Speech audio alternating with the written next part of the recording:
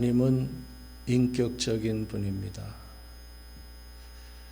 인격의 3요소가 무엇입니까? 지식과 감정과 의지입니다. 먼저 하나님은 우리의 상황과 형편, 심지어 마음의 생각까지 다 아시는 분입니다.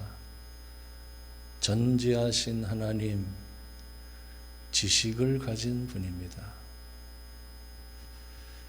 그런가 하면 죄인을 친구처럼 여기고 실패한 자를 다시 품어주시는 사랑의 하나님이십니다. 사랑과 분노 등의 감정을 가지신 분입니다. 또한 당신의 선하신 뜻대로 역사를 움직이고 우리 기도에 응답하시며 궁극적인 선을 이루시는 분입니다. 다시 말해 의지를 가진 분입니다. 그런 하나님께서 당신의 형상대로 창조하신 인간들과 인격적인 관계를 맺고 교제하기를 원하신다는 사실 혹시 여러분 알고 있습니까? 모르십니까? 전에 신학교에 다닐 때 몇 번을 반복해서 읽은 책이 있었습니다. 유대인 철학자 마틴 부버의 나와 너라는 책입니다. 그는 오늘날 대부분의 인간관계를 나와 그것의 관계라고 지적합니다. 나는 나의 목적 달성을 위해서만 너를 만나고 너를 이용하고 너를 버리는 관계가 바로 나와 그것의 관계라고 말합니다. 그러면서 진정한 인간관계는 나와 그것과의 관계가 아니라 나와 너의 인격적인 관계이어야 한다라고 강조합니다. 나는 너 때문에 존재할 수 있고 나는 너 없이는 존재할 수 없다는 자각으로 만나는 인격과 인격의 만남, 이런 만남을 그는 나와 너의 관계라고 말했습니다. 과연 우리가 어떻게 하면 사람뿐만 아니라 하나님과 인격적인 관계를 맺을 수 있을까요? 오늘 본문을 보면 음행 중에 잡힌 여자가 돌로 쳐 죽임을 당할 위기에 처했을 때 예수님께서 보여주신 참으로 아름다운 모습을 소개해 주고 있습니다. 서기관들과 바리새인들이 음행 중에 잡힌 여자를 끌고 와서 가운데 세우고 예수님께 물었습니다. 선생이요, 이 여자가 간음하다가 현장에서 잡혔나이다. 모세는 율법에 이러한 여자를 돌로 치라 명하였거니와 선생은 어떻게 말하겠나이까? 그들이 이렇게 말한 이유가 있었는데 과연 그것이 무엇인지 우리 함께 본문 6절 말씀을 다 같이 한번 읽어보겠습니다. 이제 시작. 그들이 이렇게 말하면 고발할 조건을 얻고자 하여 예수를 시험함이로라. 예수께서 몸을 굽히사 손가락으로 땅에 쓰시니. 여기 보면 고발할 조건을 얻고자 하여 예수를 시험함이라 하고 있습니다. 만일 예수님이 돌로 치지 말라고 하면 모세의 율법을 어기는 것이고, 반대로 돌로 치라고 하면 그동안 예수님이 가르치신 사랑을 스스로 부인하게 되는 것입니다. 이러지도 저러지도 못하는 상황입니다. 이때 예수님은 아무 말도 하지 않고 갑자기 몸을 굽혀 손가락으로 땅에 글씨를 쓰신 후에 일어나 너희 중에 죄 없는 자가 먼저 돌로 치라고 하셨습니다. 그러자 그들이 이 말씀을 듣고 양심의 가책을 느껴 어른으로 시작하여 젊은이까지 하나씩 하나씩 그 자리를 떠났다고 말씀합니다. 이것은 인간의 타락한 본성이 얼마나 악한지를 보여주고 있습니다. 자기 죄는 별것 아니고 남의 죄만 죽을 죄로 보는 것입니다. 자신과 타인의 죄에 대하여 이중잣대를 들이미는 것입니다. 오늘날 많은 사람들이 온갖 비난과 저주의 말을 퍼부으며 정죄합니다. 저 나쁜 놈, 저 죽일 놈, 저 무슨 새.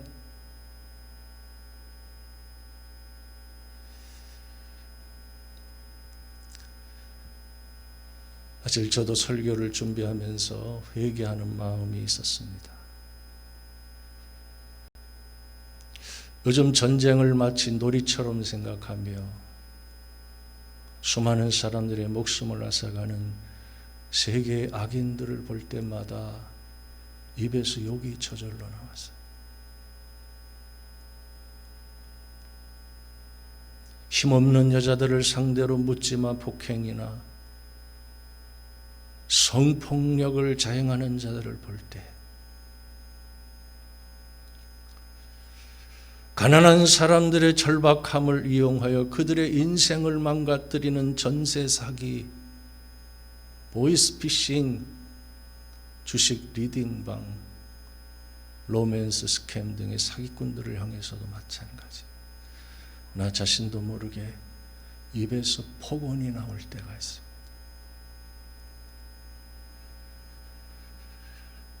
또한 그들에 비하면 내 죄는 작고 아주 미미한 것처럼 여깁니다.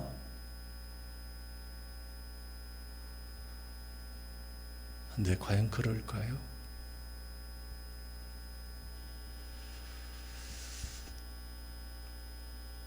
이런 이야기가 있습니다. 한 감옥 안에 같은 방에 수감된 두 죄수가 있는데 한 사람은 간음과 한 사람은 살인죄로 들어갔습니다. 근데 살인한 사람이 간음한 사람을 보고 넌 어떻게 그렇게 연약한 어린 여자를 건드릴 수가 있냐? 그러고도 네가 인간이냐? 라고 비난했어요. 그러자 이번엔 간음한 사람이 살인한 사람을 보고 넌 어떻게 그렇게 힘없는 노인의 목숨을 빼앗을 수 있느냐? 그러고도 네가 인간이냐? 라고 비난합니다. 이처럼 이웃의 죄를 비난하면서 정작 자신의 죄를 깨닫지 못하는 것이 인간의 타락한 본성이라고 성경은 증언하고 있습니다. 그러므로 우린 다른 사람의 눈 속에 들어있는 티를 보고 빼내려 하기 전에 내 눈 속에 들어있는 들보를 먼저 볼 수 있어야 하는 것입니다. 무엇보다 먼저 내 안에 있는 교만과 욕심, 치유받지 못한 나의 상처들을 주님 앞에서 고백하며 간구할 때 하나님께서 일하시는 것입니다. 그때부터 진정한 회복이 시작되는 것입니다. 특별히 오늘 본문에서 너희 중에 죄 없는 자가 먼저 돌로 치라는 말씀을 듣고 누군가를 향해서 던지기 위해 손에 들고 있던 돌을 우리는 다 내려놓아야 합니다. 할렐루야. 두 번째, 예수님은 음행한 여자를 정죄하지 않으셨습니다. 예수님의 말씀을 듣고 양심의 가책을 느낀 사람들이 손에 들고 있던 돌을 내려놓고 떠나갔을 때 주님은 그 여인에게 이렇게 말씀하셨습니다. 여자여, 너를 고발하던 그들이 어디 있느냐? 너를 정죄한 자가 없느냐? 주여, 없나이다. 나도 너를 정죄하지 아니하노니 가서 다시는 죄를 범하지 말라. 주님은 음행한 그 여자에게 용서를 선언하셨습니다. 사랑하는 성도 여러분, 오늘 여러분은 음행하다가 현장에서 붙잡힌 여자를 용서할 수 있겠습니까?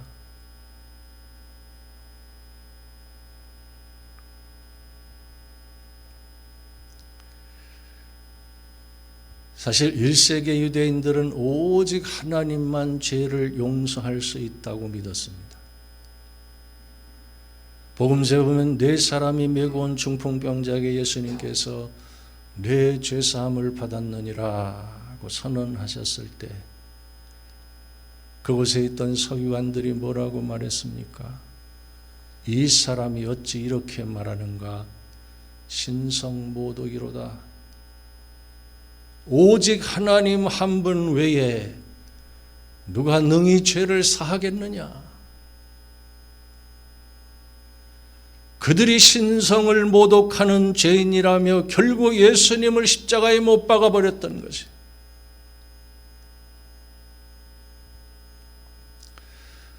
그런데 그들이 한 말, 오직 하나님 한 분 외에 누가 능히 죄를 사하겠느냐? 라는 말이 과연 틀린 말이었을까요? 놀라운 것은 그들이 한 말은 틀린 말이 아니었습니다. 다만 그들이 깨닫지 못했던 것이 있었는데 그것은 내 죄사함을 받았느니라고 선언하신 예수님이 곧 하나님이시라는 사실이었어요.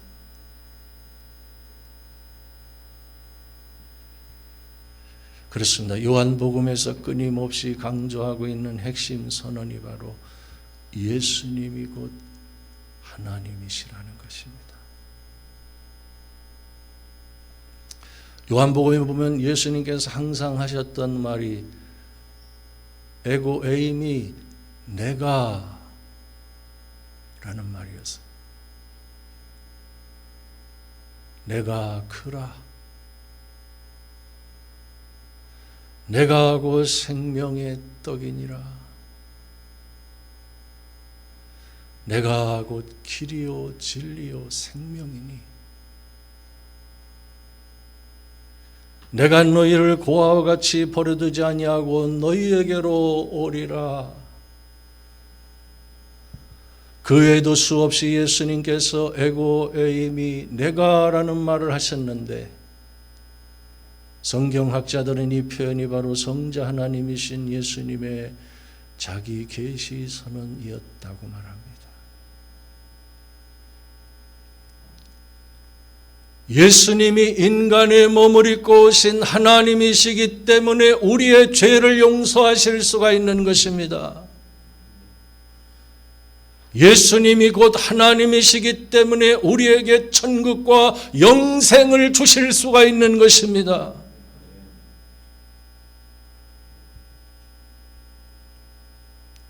그런데 여기 보면 음행한 여자가 아직 회개하지도 않았는데 어떻게 예수님이 용서를 선언할 수가 있는가? 의문을 갖는 사람들이 있다는 것이. 그것은 타당한 의문입니다. 언제든지 회개가 용서의 조건입니다. 다만 사람들이 다 떠나간 후에도 그 여자는 도망을 가지 않고 예수님 앞에 엎드려 있다는 것, 그것이 바로 회개의 모습이요, 그 자리가 곧 회개의 자리였던 것입니다. 다시 우리가 똑같은 죄를 짓고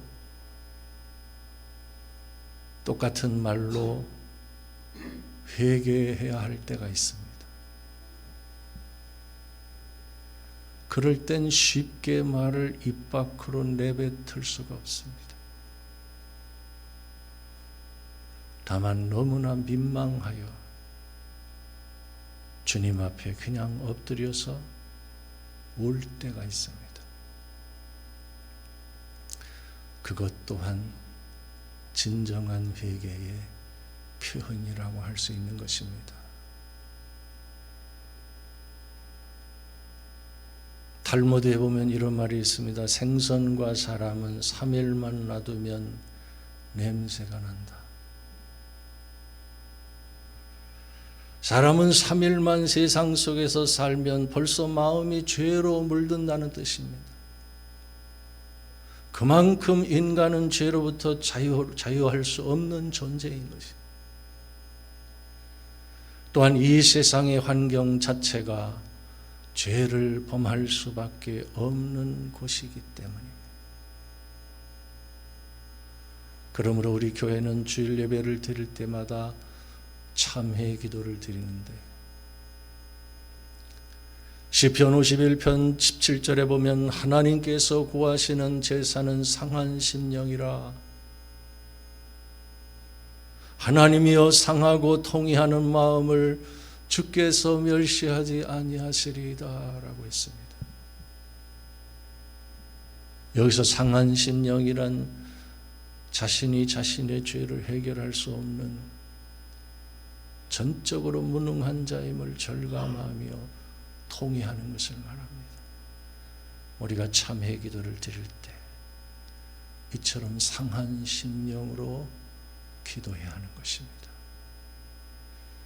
그런 자들에게 나도 너를 정죄하지 아니하노라, 주님께서 용서를 선언해 주시는 것입니다. 할렐루야. 세 번째, 주님은 용서받은 자에게 새 삶을 살라고 말씀하셨어요. 오늘 본문을 보면 예수님은 음행한 여자에게 용서를 선언만 하고 돌려보내지 않으셨습니다. 뭐라고 덧붙여서 말씀하셨습니까?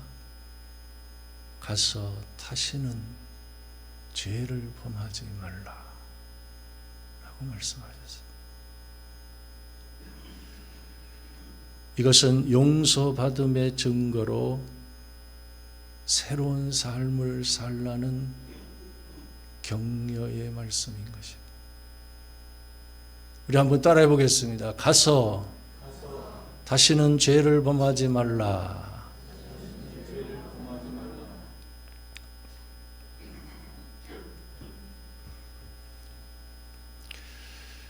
본래 죄사함은 구원의 소극적인 은총에 불과합니다. 구원의 적극적인 은총은 새로운 삶을 살아가는 데 있습니다. 본래 복음의 본질은 그리스도의 십자가 죽으심과 부활입니다.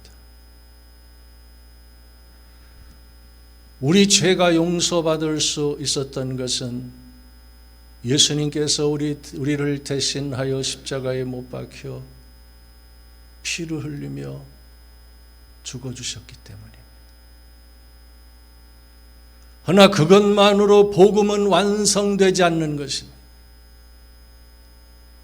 십자가에 못 박혀 죽임을 당하신 예수님께서 사흘 만에 부활하시어 우리를 새로운 삶으로 인도해 주시는 것입니다. 성경에 보면 예수님께서 십자가에 못 박혀 죽임을 당하실 때 제자들은 모두 다 걸음아 날 살려라 뿔뿔이 흩어져 도망을 갔습니다. 제자들은 고난을 죽기보다 싫어하는 오합지졸에 불과했습니다. 너무나 쉽게 배반하고 믿음을 헌신짝처럼 내버렸습니다. 그런 비겁한 겁쟁이들이 언제부터 박해와 순교를 두려워하지 않고 복음을 증거하며 세상이 감당하지 못할 사람들로 변화되기 시작했습니까? 부활하신 예수님께서 그들을 찾아오신 후로부터였습니다. 부활하신 예수님께서 친히 그들을 새로운 삶으로 인도해 주셨던 것입니다. 어쩌면 오늘 우리들도 반쪽짜리 신앙을 갖고 있는지 모릅니다. 예수님의 십자가 희생으로 값없이 죄사함의 은혜는 받았는데 부활하신 예수님을 만나지 못해 새로운 삶으로 나아가지 못하고 있지는 않은지, 아직도 교만과 탐욕이 있고 치유받지 못한 상처에 매여서 살아가고 있지는 않은지, 우리가 부활하신 예수님을 만남으로 새로운 삶을 살아가는 데까지 나아갈 때 반쪽짜리 신앙을 넘어 온전한 신앙을 갖게 되는 것입니다. 오늘 설교를 듣는 여러분 모두가 부활하신 예수님을 만남으로 새로운 삶으로 나아가는 온전한 신앙을 가진 성도들이 되실 수 있기를 주님의 이름으로 축원합니다.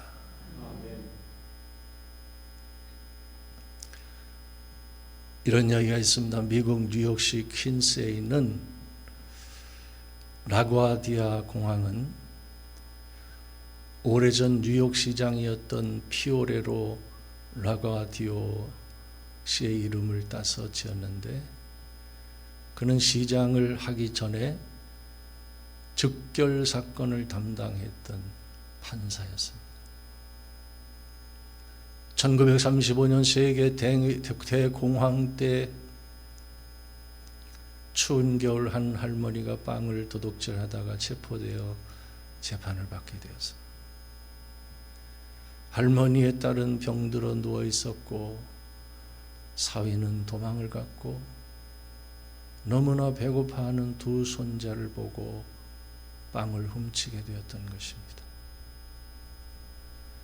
그때 라과디아 판사는 10불의 벌금형이나 10일간의 옥살이형을 내리면서 이렇게 선고문을 읽었습니다. 이 할머니의 범죄에는 나도 상당한 책임이 있습니다. 이렇게 불쌍한 할머니가 먹지 못하고 거리를 방황하는 동안 나는 너무나 잘 먹고 잘 살았습니다. 그래서 벌금 10불은 제가 내리도록 판결하는 바입니다. 그리고 동시에 여기 계신 마을 사람들도 무죄하지 않다고 판단되어 모두에게 50센트 이상의 벌금을 선고하는 바입니다. 여러분이 내는 벌금은 이 할머니의 새로운 삶을 격려하게 될 것입니다. 당시에 법정에 있던 모든 사람들은 이 판결문을 듣고 모두 자리에서 일어나 나가디아 판사에게 경의를 표했습니다. 그리고 그날 거친 돈 47달러 50센트를 들고 할머니는 눈물을 글썽이며 법정을 떠났습니다. 사랑하는 성도 여러분, 예수님의 용서가 바로 그런 용서인 것입니다. 그런 용서를 받은 우린 마땅히